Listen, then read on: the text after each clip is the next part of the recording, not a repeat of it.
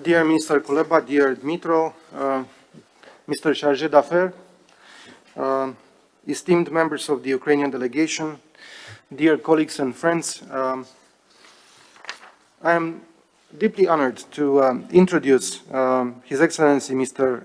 Dmytro Kuleba, the Minister of Foreign Affairs of Ukraine, who joins us today in addressing a very interesting topic with direct implications for both our countries, namely the geopolitical developments during and after the pandemic.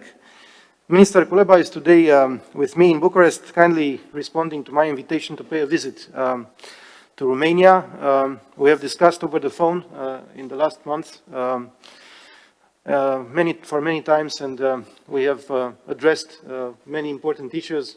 Today we had very open, very substantive discussions in a very friendly atmosphere, and it is our common wish, to build together not only a personal relationship, but also a very good relationship between our countries. I personally value Minister Kuleba's expertise and approach. I'm very pleased that he could join us today also for this part of our reunion, and the very participation of Ukrainian foreign minister to the annual reunion of the Romanian heads of mission is a very important statement of our determination to move forward.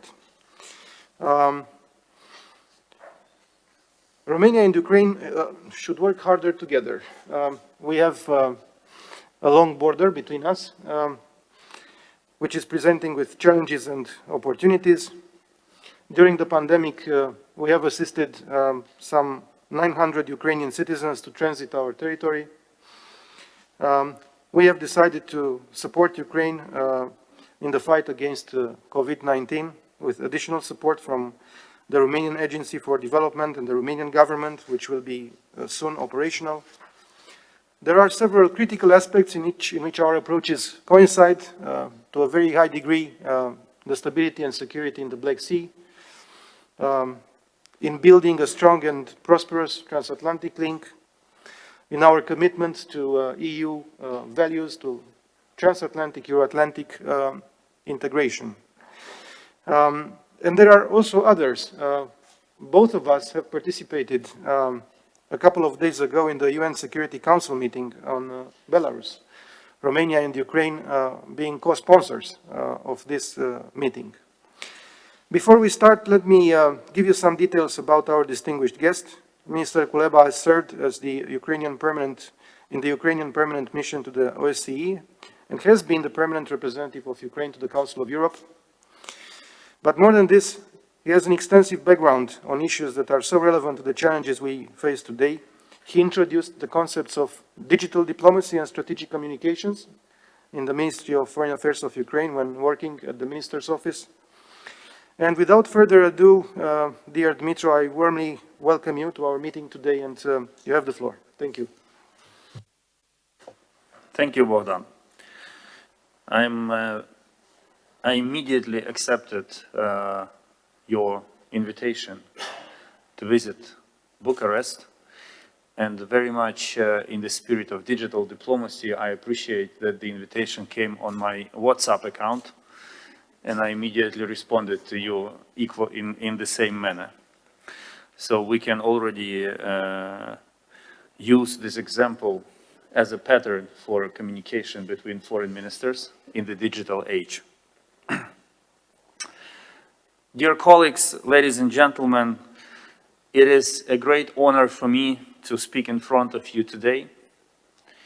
I must confess I also have my own vested interest in attending your gathering. Within months, I will organize my first ambassadorial reunion as foreign minister. So I'm glad, I appreciate this chance to take away best practices of Romania with me.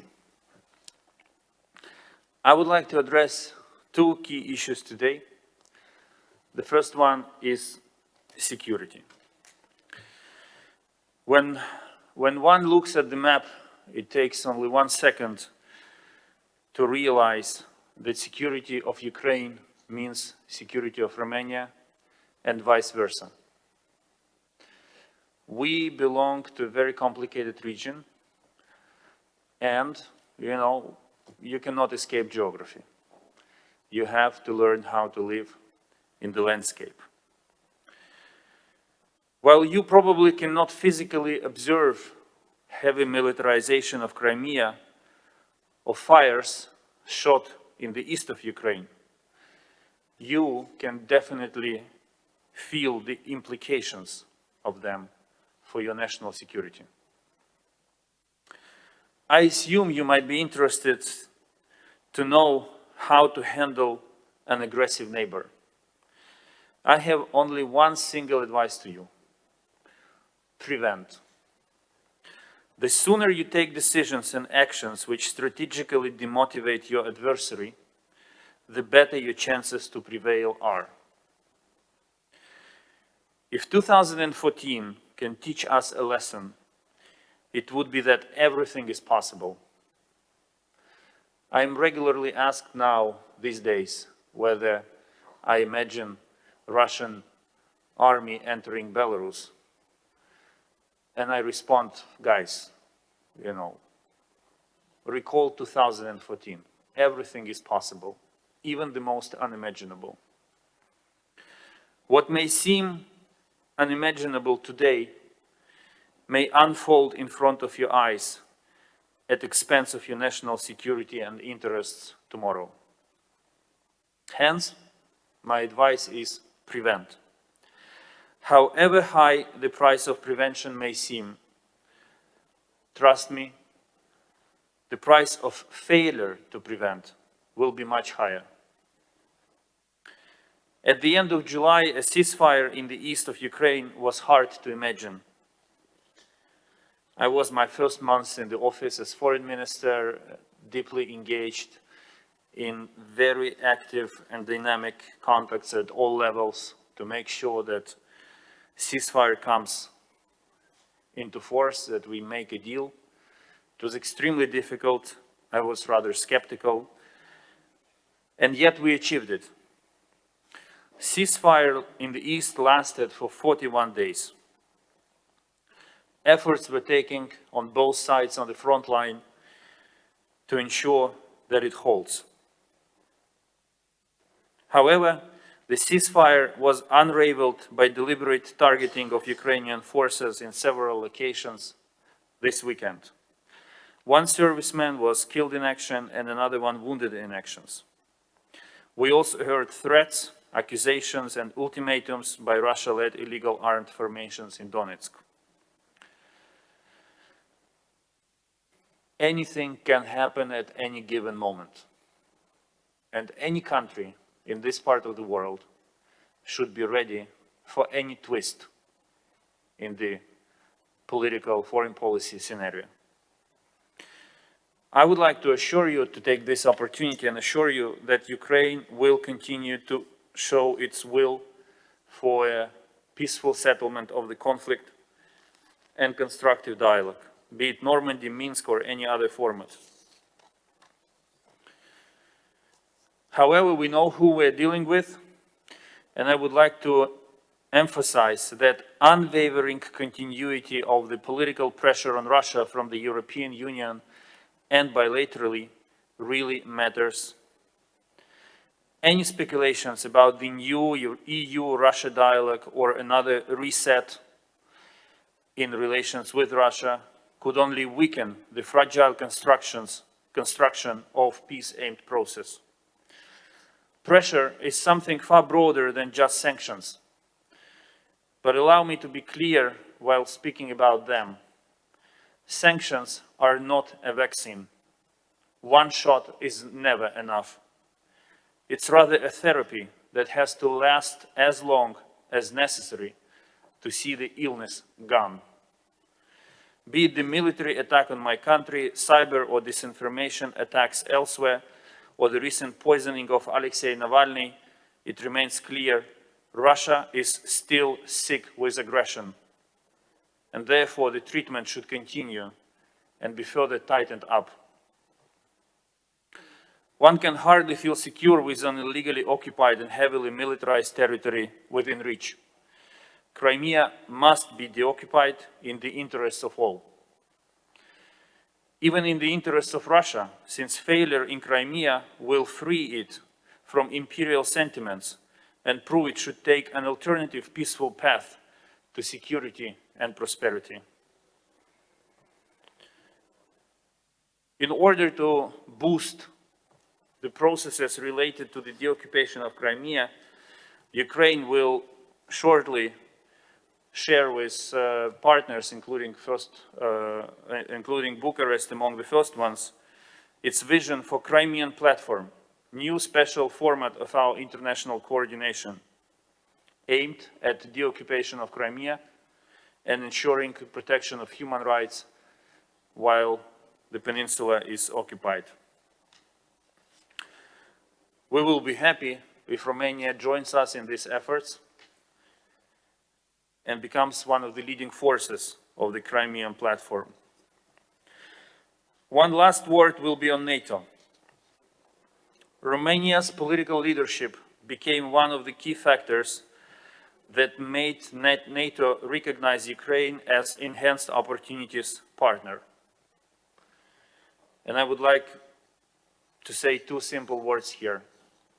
Thank you.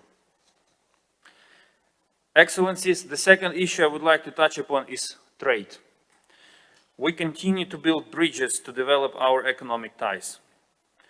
COVID hits economies and societies, and we have to fight. If regular bridges do not help, we use ferry bridges, as Ukraine and Romania recently demonstrated. Trade makes nations stronger.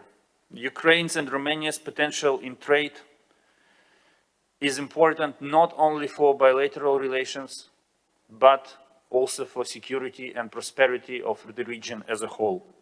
And I would like this issue, our bilateral trade, to be considered as a factor of regional stability.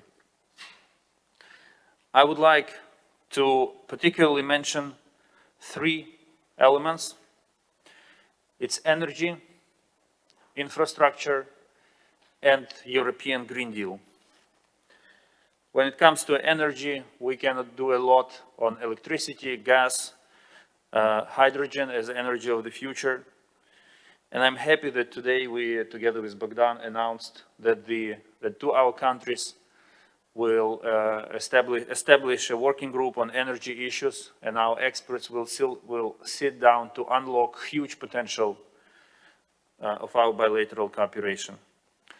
Ukraine is a country that enjoys deep and comprehensive free trade agreement with the European Union, and Romania, as a very important member of the European Union, should set up teams to turn potential of our trade into joint successful projects. If you ask an average Ukrainian why he or she wants Ukraine to become a member of the European Union, the first answer will be to live a better life. Correct me if I'm wrong, but I guess this was the case for Romania some 20 years ago too. Trade, along with values, is the best tool to boost integration of Ukraine into the European Union, to strengthen this part of Europe, to make us more competitive in a world disrupted by new technologies and COVID threats. I would like to assure you that Ukraine stands firmly on this path of integration to the EU and seeks full access to EU markets. Trade is crucial. Security and trade are two fundamental elements on which I focus as foreign minister and which I believe shape today's world. For that reason, I would like to say two things.